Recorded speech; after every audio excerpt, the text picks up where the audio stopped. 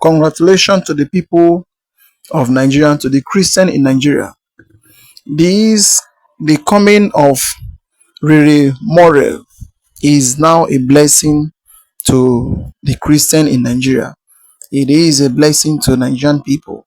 I know that the government, they are not happy with the move of Donald Trump in Nigeria. In this video, don't skip any part of it.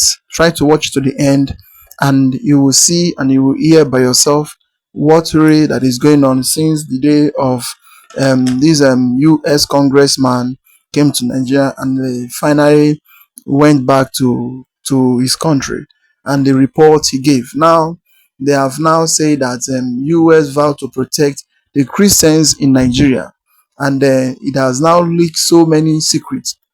There's now so many secrets that Rere Morel has opened since the day he came to Nigeria and then went back to United States to present the reports which he got from Nigeria. So as you're about to watch, you try to like the video, like the video, and don't skip any part of the video.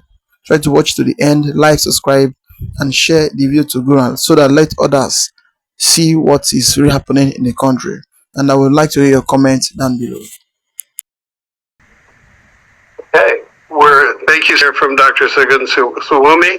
And first of all, let me say that on behalf of the people of Nigeria, we thank and truly appreciate the efforts that you put in that country's issues.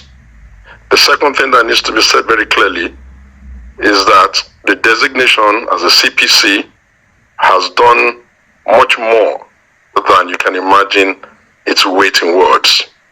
The first is that it has given hope to a cross-section of Nigerians that someone is finally listening to what's going on and Nigeria now matters.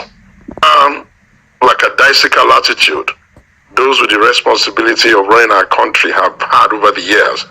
At least now we can see that they are now beginning to shape up, albeit slowly. Now let me try and say very, very firmly without missing words. I'm a Nigerian, I live in Nigeria, I flee from Nigeria. And I have a duty to explain how things should be and how things are. Sometimes when you want to do a good, if you don't get all of the issues from the perspective of those on the inside, they might mistakenly even terrorism. No nation has been able to do it without improvisation or rhetorics.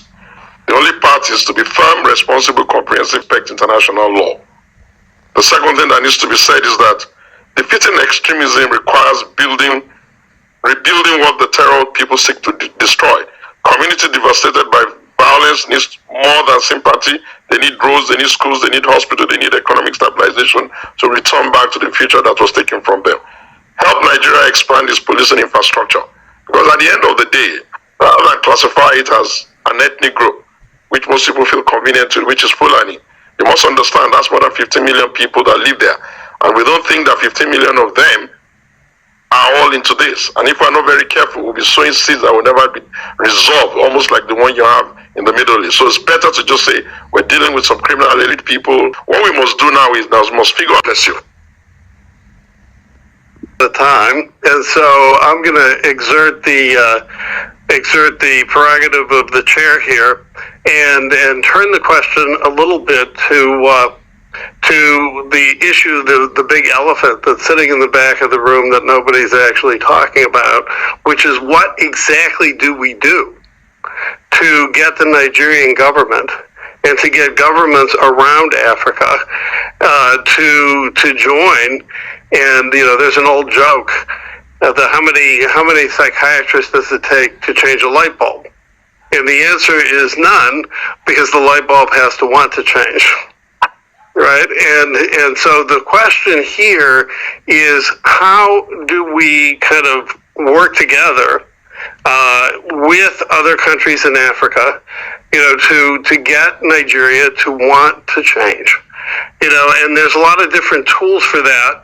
And so we have a number of people who are on the list that I'm going to turn to and ask that question to. Okay, because I think better than making statements is the question of, okay, now what next? Okay, and so the first person I'm going to put on the spot is Ambassador, Madam Ambassador. You know, who was the person? You know, she was the ambassador to South Africa, and she understands the diplomatic kind of kabuki dance the diplomats have to do to get people to go along with controversial ideas. So is there a microphone that we can, so that you don't have to get up, is there a microphone we can? Okay. Thank you, sir. Thank you, gentlemen. I also are you sending that to Abuja? No. Can you direct? Don't send that to Abuja. No. All right. Don't talk to us for the right now. Yeah. Well, it's on Zoom anyway. It has to do immediately, which is the question you asked. Post every soldier to his state of origin. Post every Nigerian soldier to his state of origin. They will not allow their people to be killed and slaughtered. Because national loyalties in Nigeria are primordial. The loyalties are first to the ethnicity and the indigeneity before the Western created contraption called Nigeria. That is true. People owe more loyalties to their Afanifere, to their Ohanese, to their Arewas before the country Nigeria. And it is constitutional. There is a section in the Nigerian constitution that every single Muslim government who have ruled Nigeria more than other administrations have not allowed to be touched. Everybody has a copy of the Nigerian constitution. It is online. Section 219. Section 219 of the Nigerian constitution says, establish the federal character of the Nigerian armed forces. Every single military facility and location in Nigeria must be populated by no less than 75% of the indigents of the locality of the military facility. Why has government refused to implement it? So what America needs to do is to tell Nigeria, every soldier must be posted to his state of origin. And I tell you something. Yes, I am Igbo. And they invaded the house of Nnamdi Kanu in an operation called Operation Python Dance in September, when was that? Wherever. The soldiers that came to invade the village where boys and young men were marching and wielding rifles, locally made rifles, chanting Biafra hymns, that was no threat to sovereignty. But those soldiers came over weaponized with armored tanks. I thought they were going to invade maybe Benin Republic with a military aircraft or something. It was just a house. And they so spoke Hausa to them and Fulani to them and say, you noted. So what I posit is that if the soldiers that had come to undertake the Python dance attack were locals who spoke the local lingo to the youths and said, hey, you boys, you don't know that government is angry with this thing you're doing, and flogged them, the consequences would have been different. Thank you. Thank you. You know, in a Zoom call that we had a couple of weeks ago, one of the other diplomatic issues is the idea of the United States imposing its will and kind of robbing Nigeria of its precious metals. And so that's one of the issues that we're going to have to get the other Africans on board too. Unlike Congress, those of us who've served in the executive branch have to actually make the choir sing, and we have to make them sing together. And so that's really one of the challenges that we have. And so let me just now turn to Dr. Sylvester Onya, and I'm going to give him the microphone and say, and please keep it short, what specifically would you have the administration do to engage the Nigerians in a useful conversation? Thank you so much. Thank you, Congressman. Thank you for having me here. Thank you, Icon. One and foremost thing that somebody have said here is truth. Nigeria is supposed to embrace the truth. And starting from that truth and listening to what is happening from 1967 to 1970, we fought a war, civil war, and people don't like to address it. They don't want to hear anything about Biafra, but Biafra existed before Nigeria. So what had happened is that Nnamdi Kanu, the whistleblower about this particular genocide, Christian genocide that is happening now, that all of us have agreed on, they went after him because he was alerting people that this is going to happen, and they have just happened. What is it today? He's somewhere in Sokoto doing life them for nothing, just telling people that, hey, be careful, government should restructure the system that didn't work. In 67, that the same system is still what we're suffering today. The resources we're talking about one Nigeria, is based on our side, which is the southeast. But when we hear about resources, it's one Nigeria. Who is benefiting from one Nigeria? Sir, I should ask you that, because you're just coming from Nigeria. Who is benefiting? Thank you. So, we're looking at you're seeing part of the problem here, but I'd like to ask Judge Saul, who's working with with people on the ground, to say, what precisely do you need from the United States government and from the Nigerian government to solve some of these problems? Because it's going to take a while. Sure. I'll try to make this very brief and short and sweet. What we need from the American government is partnership with local village security teams and local authorities. You cannot do business and trust the Nigerian government apparatus because it has been fully infiltrated by the Fulani ethnic militia. The other thing that the U.S. government needs to do is the State Department, the embassy, and the various agencies need to get on the same page. We've been running into many roadblocks with information that we've been trying to give to the U.S. government. There are people inside the embassy, in the bureaucracy, I call it the deep state, I'm sorry not to get conspiratorial here, that are fighting us and fighting our mission within our own government.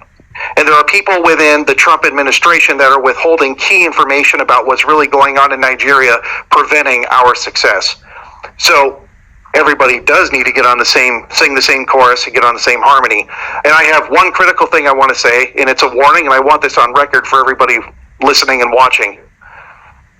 We have information, we've gathered information just very recently, that the Fulani ethnic militia are weaponizing and gathering forces along the Plateau-Nasarawa border, along the Nasarawa-Benue border, and along the Nasarawa-Kaduna border, and they're planning to hit on Christmas, Riam, Bokos, Kafachan in Kaduna, and Agatu in Benue. We've gotten very reliable information that they're gearing up, they're arming, they're weaponizing, they're planning on another Christmas massacre, and I'm imploring the Nigerian government and President Donald Trump, do something now so we don't have a bunch of dead Christians on Christmas in Nigeria. Thank you. Dr. Charles Jacob, you have something? Because we have an International Freedom Coalition and African Jewish Alliance. Please. I keep it yeah, very good. Yeah. My name is Charles Jacobs from the African Jewish Alliance. I worked with Congressman Wolf and Chris Smith 25 years ago because there was a jihad in Sudan, and we brought back the slaves that were captured, and that got to President Bush, and he created South Sudan, which is the newest state. I just have, it's incredible that we have broken through the news barrier, that now people can talk about Nigeria because Islamophobia, you can't talk about it, but we in this room have made a tremendous effort. I want to thank Stephen and Nada also for getting this. We broke it through. So now Bill Maher's talking about this, Van Jones talking about this, the Charlie Kirk Christian Empire is aflame about this, help save. I'm a rhetorician, one thing that might help us rhetorically. We don't need to talk about Islam. Talk about jihadism. That's all. Talk about jihadism, because Nigeria is not the only place. The jihad has spread now to 20 African countries, and Nigeria was the first to break through, but we can actually organize others as well. And by the way, there are 23 peoples in this world who are attacked by jihadism, from Christian Copts, from Kurds, from Yazidis, from Druze, from Indians, etc. We are working to put those people in one group. So just rhetorically, let's use the word jihadism and let's see ourselves as part of. Nigeria is just one tentacle of the global jihad. Thank you. Thank you. If anybody says that it is not genocide going on in Nigeria, that person is either compromised or is benefiting from the genocide, or is part of those who are encouraging the genocide. Secondly, state police, I want to align with you. State police is very, very important and very crucial right now. Nigeria can implement it so that all these jihadists who have been incorporated into the national forces, the police, the army, and all that, when you emphasize or establish state police, they will be able to eliminate the bad eggs from among them, and the governors will have the power to influence and control the insecurity. Thank you. Yeah. Please, we recognize Major General Henry Ayola retired, and even Apostle Ladi Thompson, but we would like maybe response finally from Congressman Smith. If any, then we just try to. Thank you. Great recommendations. Obviously, we really aggressively have to sustain this effort. My sense from the Nigerians is they think this might be a flash in the pan and we'll move on to other things. That's not going to happen. I can tell you, there are so many members of Congress now who are even more mobilized than ever. The State Department, especially with the Secretary of State, and of course Donald Trump himself. And so we're looking for results. The idea that there's going to be a Christmas strike by the Fulani and actionable information that you have, we need to. Oh yes, you all have heard it and confirmed that a very serious meeting and a very serious talk is going on since the day this congressman came to Nigeria and left. Since that day till now, a very serious talk has been going on ground, because the insecurity in Nigeria, it is terrifying. It is very, very terrifying around the country, around the world. Everywhere, every part of the world you went to, you go to, so many people discuss about it. Not what the Vice President Shetima went to UN meeting and they spoke about the peace and the other things in Nigeria, and they did not know that everybody is looking Nigeria and the satellite of the world is on top of Nigerian head. So they are now watching the whole thing, the way everything is going. So they don't know all those things. So glory be to God that things is opening, everybody is seeing it, and the main reason why they sentenced Mazi Nnamdi Kanu, it is in fact it is against the law, and they did not do it according to the law. They do it because of hatred and because of Mazi Nnamdi Kanu is telling them the main truth, what is really happening in the country. That is why they are against him, and that is why they sentence him, because of he's telling the world the real truth and what is really going on in Nigeria. So I would like to hear your comments down below. What do you think about this whole thing going on in the world and in US? So like, subscribe, and share the video to go and let others see what is really happening in Nigeria. And thank you for watching.